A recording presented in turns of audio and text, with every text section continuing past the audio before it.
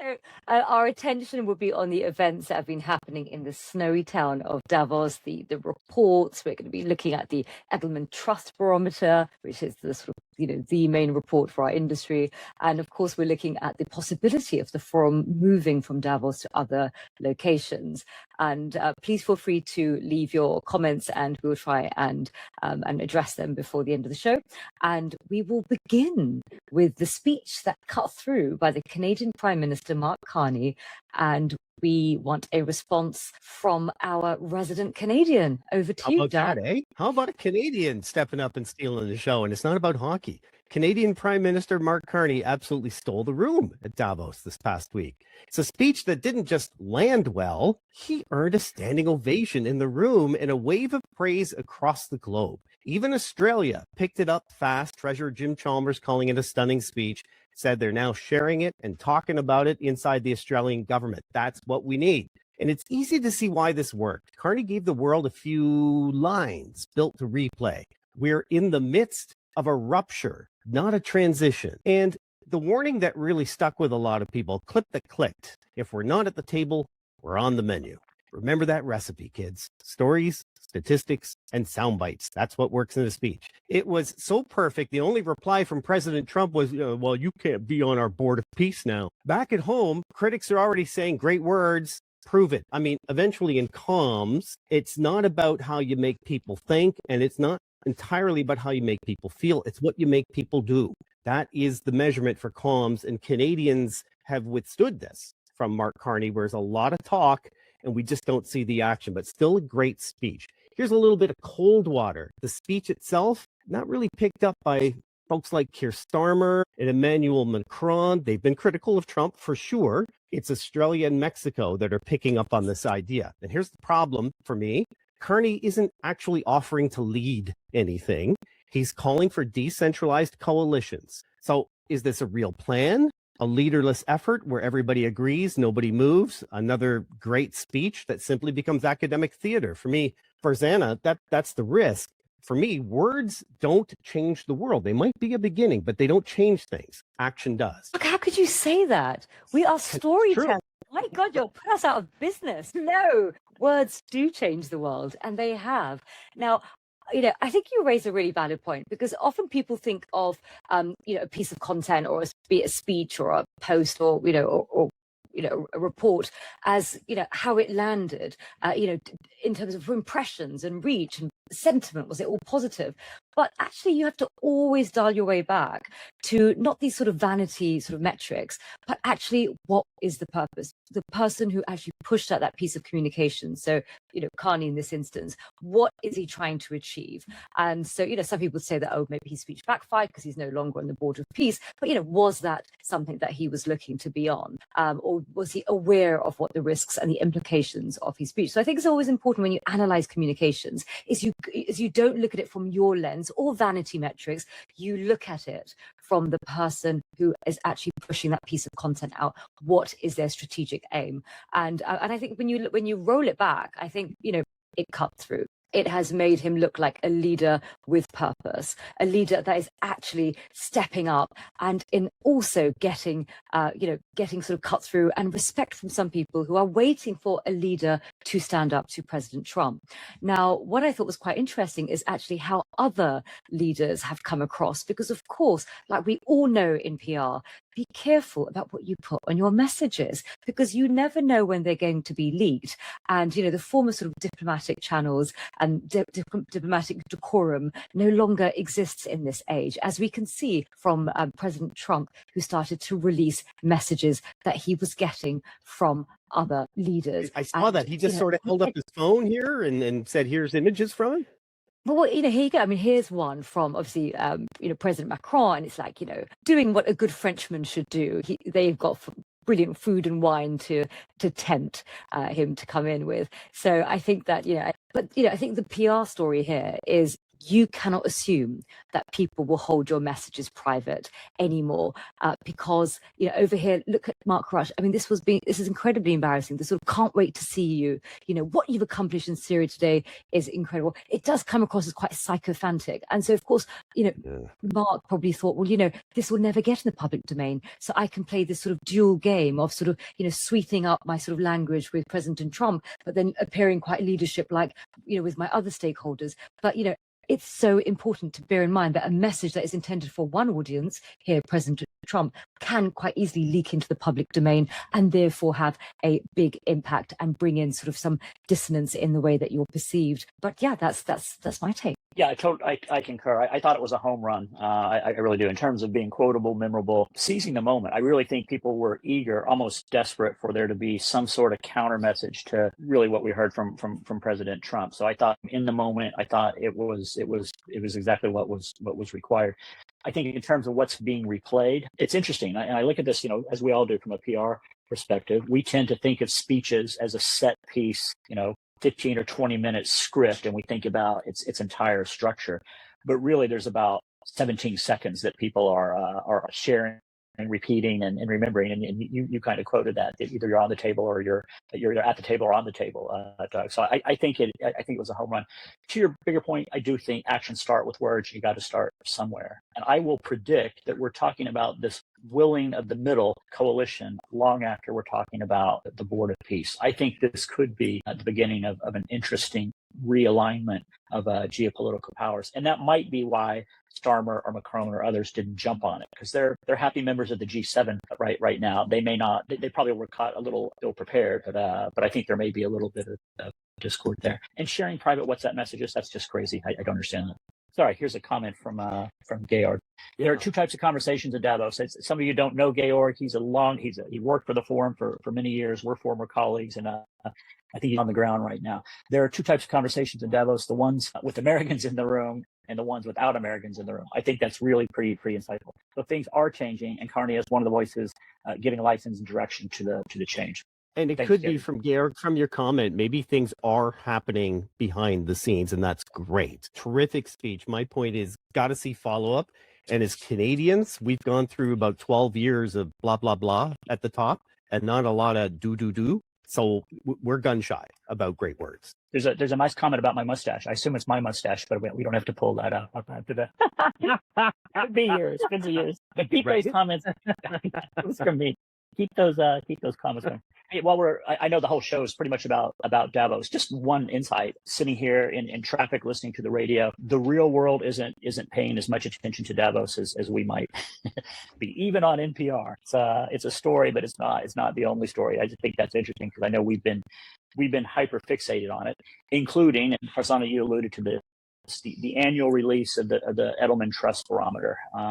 Comes out every year. It's their look at where people are placing their institutional trust, whether it's companies, charities, governments, even religious sources. I'll come to the findings, but what was interesting to me this year is literally I was kind of waiting for it to come out. I think it's a great piece of thought leadership. A trade journalist, one we all know and respect, texted me. He said, "Why do PR people hate the Edelman Trust Barometer so much?" And it really sort of took me by surprise. But I have heard a lot of complaining about the Trust Barometer. I suspect it's mostly built on jealousy. It is the most quoted piece of research in our industry every year. Now, maybe that's, some people say that doesn't speak well of it at all, but it is the most widely quoted source of research. And I think it is on an annual basis sort of a good barometer, as the title suggests, on where public sentiment is. This year, the message was sobering, maybe a statement of the obvious, but worth repeating. In their words, public trust is becoming more local, more conditional, and more fragmented. I just want to share a couple of comments from about the report itself and get your take, and you might have slightly different views. Richard Edelman CEO, warned that there's no such thing as business as usual. And he says that as confidence erodes in international business, domestic businesses must be the source of trust and confidence for people. IBM's Arvind Krishna goes a step further. He basically says the international business model is dead. I don't know if that's in the actual research, but that was his take. And then critic, and this, as I say, this report always gets at least as much criticism as it does support.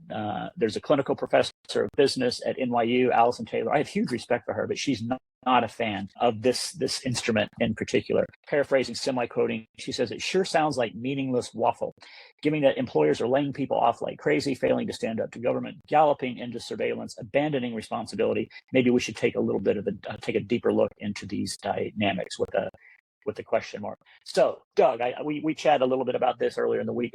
You're not a PR person who hates the barometer. What's your take on the barometer? Do you think it stood out this year? Give me a quick take, and then we'll come to you, Farzana, if you don't mind. Oh, Doug, you're muted and frozen. So. Sorry, I'm muting my mic. I'm muting because I'm coughing off mic, and I just forgot to turn it back on. I've always loved the trust barometer, and I find it ironic that it suffers from a lack of trust amongst some. But anyway, the trust barometer has always put into context for me, I think the last couple of decades, that the person people trust is someone just like them, right? I trust someone just like me. And that's always been number one. And I've always taken that to heart in any plan that I've built. If other studies have been saying exactly that, they don't say it as clearly, they don't say it as well, and they don't get that message out. And I still think a lot of PR folks miss that. I thought Edelman stood up and told us kind of what we already know in our bones. He called it the era of insularity, cold name for a cold reality. The world has grown small, and we no longer trust the person across the sea or even the person across the street unless they're just like us, right? Edelman spoke of polynational models. To me, this is just a fancy way of saying the big shared world is dead. We are retreaters now. We're building digital fortresses, huddling in the niches that we self-identify in, that the mass audience has splintered like dry wood. And I admire the clarity of the Edelman Trust Barometer. Edelman measures the rot with a steady hand, and then it calls it a metric. He's telling the elites that their global stage has been broken into 1,000 private rooms. It's an obvious truth to me, but a truth that needs to be said out loud in the mountain air. David, for me, Edelman isn't just tracking a trend. He's performing an autopsy on the idea of the common world. That's why I love it. Autopsy is a strong word. Farzana, I think you tell me, what do you think? Well, I want to lead into Anne-Marie's comment, actually. Anne-Marie's come in very sort of, no nonsense. It is what it is. And it doesn't pretend to be academically rigorous, and it's a good example of content. We're all talking about it, and I'm sure that's that's important for them as primary audience, our clients in the PR industry. And she does like reading counterpoints because it reminds us to exercise our critical thinking, which is exactly what I agree. So when I read a report, I want to also read the critique from others, so that one can understand it with more nuance. And so I do like what Anne-Marie has to say. I mean, my thoughts are, is it rocket science that we are increasingly distrusting more faraway institutions? I think close proximity has always had a relationship with trust, and I don't think that's anything new. I think what's happening is perhaps Western corporates no longer have that immediate trust in emerging and frontier markets that they used to, because I think we're moving from this unipolar to multipolar, and so therefore I think people are demanding leadership and conversation and branding and marketing and comms that is aligned to their culture. I think people are looking for authenticity from their own lens. And I think also deference is dead. And so that's why people just aren't interested so much in leadership or the biggest company in the world or whatever. So I think that's kind of what we're seeing is a breakdown of trust, because people want to, want to listen and tune in to perspectives from people who look like them and who are from their region. And maybe we're all becoming a bit tribal. David, let me put you on the spot. Is this the shot across the bow for the concept of globalism? Well, I was thinking about listening to Farzana and reading Anne-Marie's comment. In some ways, Davos, the World Economic Forum, was kind of the cradle of globalization, or at least it shined a spotlight on this idea that we were living, in a flat world, to quote Thomas Friedman. I think he spoke about this at Davos, a decade or so ago. So I do think it signals that maybe the world wasn't as flat as we thought, that it was a little more fragmented than we believe. I don't know if anything has fundamentally changed, or if just we're paying attention more closely than we used to. But again, I find it to be a useful piece of provocative thought leadership, and I applaud the Edelman team for it. I can also understand those who are looking at it from a more rigorous academic perspective about how it could be improved. But I'm glad that it's out, and I think we'll be talking about it for weeks and throughout the year. Maybe if we step a little bit just for a moment outside of Davos, I did pay attention to your show this week. For those who don't know, Doug and Farzana hosted a different show called Stories and Strategies. It's a look at more evergreen issues. And this week you had Roger Cairn, I think was his name. I thought it was Nairn. Sorry, I thought it was a great episode. I happened to listen to it on a long walk, and I was thinking about this show and about Davos. And I thought it put into perspective some of these themes, a little more narrowly from people who aren't necessarily dealing with geopolitical issues. But this idea of trying to look at storytelling that works on a human level. And I just didn't know if you guys want to talk a little bit about that, or if you had anything to show from. Yeah, we do have a clip, but I'm afraid after the clip, I'm going to take you back to Davos for another story. But now, I think we had this lovely guest who is a podcast expert and called Roger Nairn, and he gave an incredible insight in the power of podcasts and why it is in such a huge growth trajectory, and especially in the sort of attention deficit sort of world that we're living in. So yeah, let's roll a clip. It nails at this because it starts with, context, mission, background, which is a sort of a polite way of saying, please wait while we warm up this conversation sort of thing. Yeah. So the shows that hold attention, pick one clear idea, build tension around it, and then let the listener feel the people behind the message or behind the story. So in PR, one of the hidden superpowers about PR is clarity, right?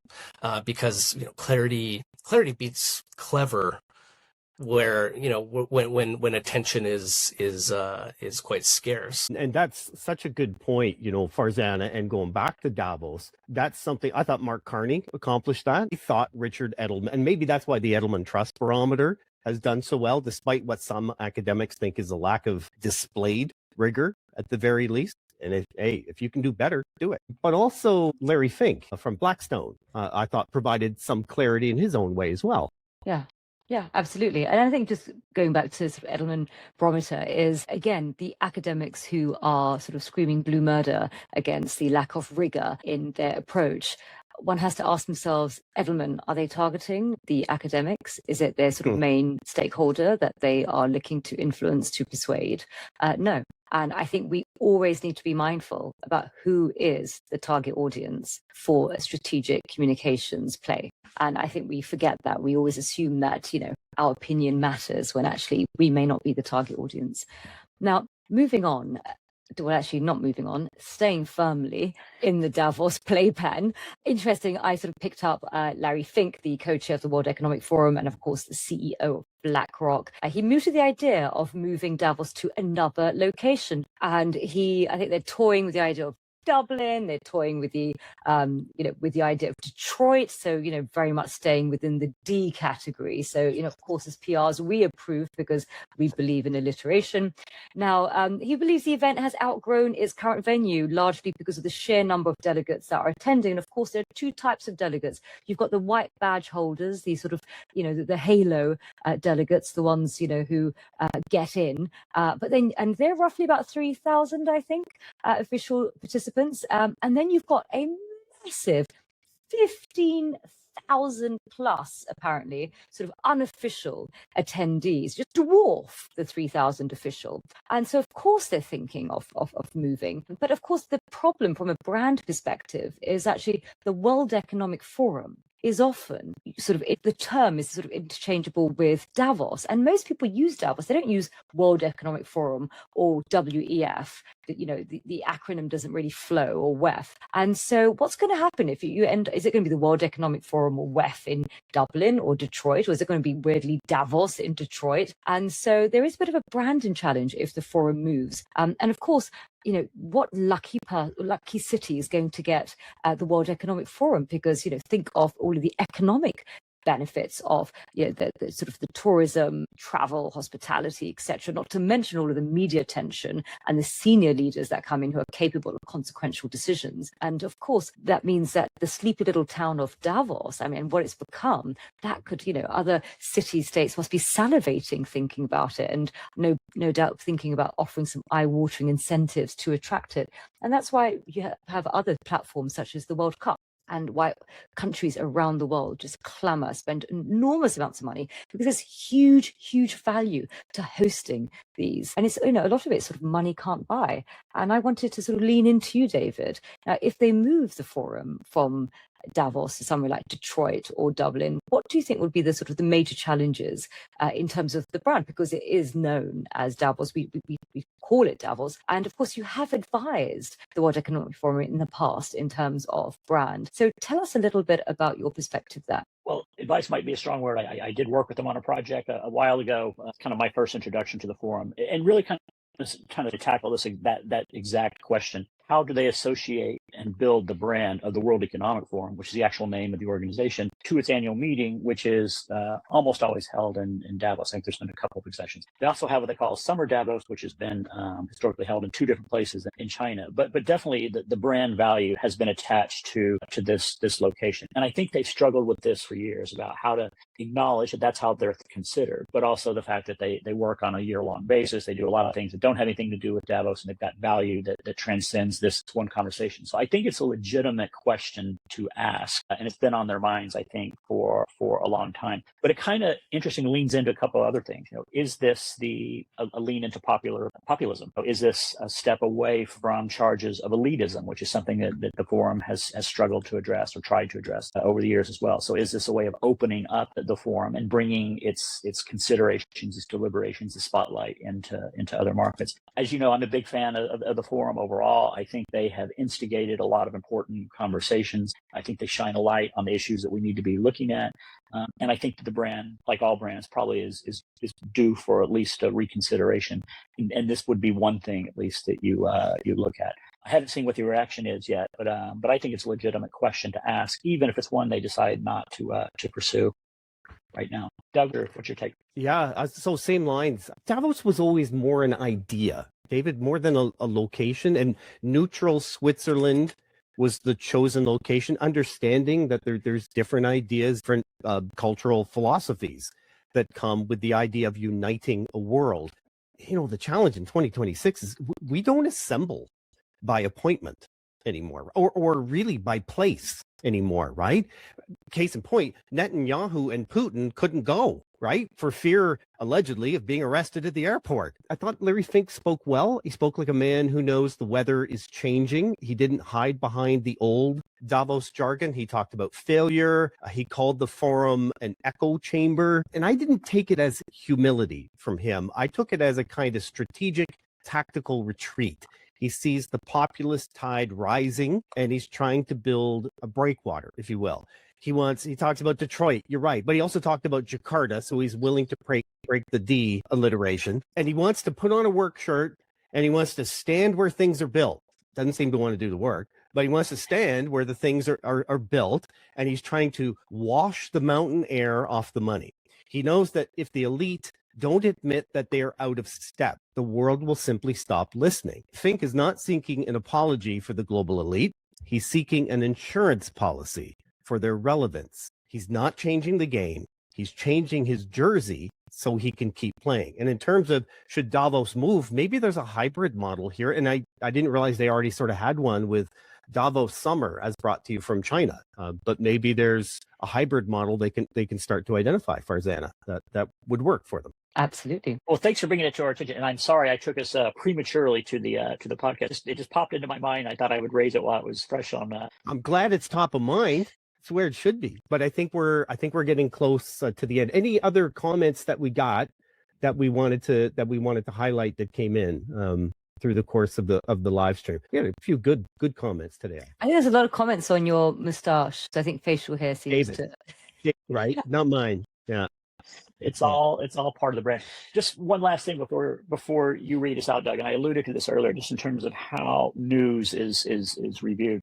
And I've had an opportunity to kind of sitting in my dad's house. He's a regular person. He's a normal human. He's not a professional communicator like us. And I see him literally scrolling on his iPad, usually through videos, short form, loud and bright are the ones that get people to stop. And it's not just my dad. And they usually get no further than 20 seconds in at the max before they move on to the next one. And something's got to be pretty attention grabbing to pause and read through it. And it was just a wake up for me that we take things in parts and analyze them in full and assume that contributes to a wider understanding. I'm not saying that's the way it should be, but it's just how we've been trained to do it. And I'm not sure that's how people actually experience the news of the world. And I saw that play out over and over as we were closely watching what was happening in Davos. That's not the way most people were experiencing it. And I think their views are probably more important than ours, when it comes to understanding how the public's responding. Last year, I was at an event, got to hang out with some of the big production folks from big production companies in LA. And there are people who they make their living building 2 YouTube thumbnails in a day. That's their entire thumbnail. The image you see before you click, they spend 4 hours per thumbnail. That's their job, right? Big, bright, and that's the whole psychology of what earns us from 0 seconds to 1 second and gets us to click. So, okay, we got to click out. So as always, thanks to our superstar producers. They're amazing. Emily Page and Solomon eBay. They're so great. Just ask them. The Week Unspun is a co-production of Curzon Public Relations, Stories and Strategies podcasts, and Fullgate Advisors. Recordings on Apple, Spotify, and YouTube. Give them a listen. And our final thought for this week, an African proverb: if you want to go fast, go alone. If you want to go far, go together.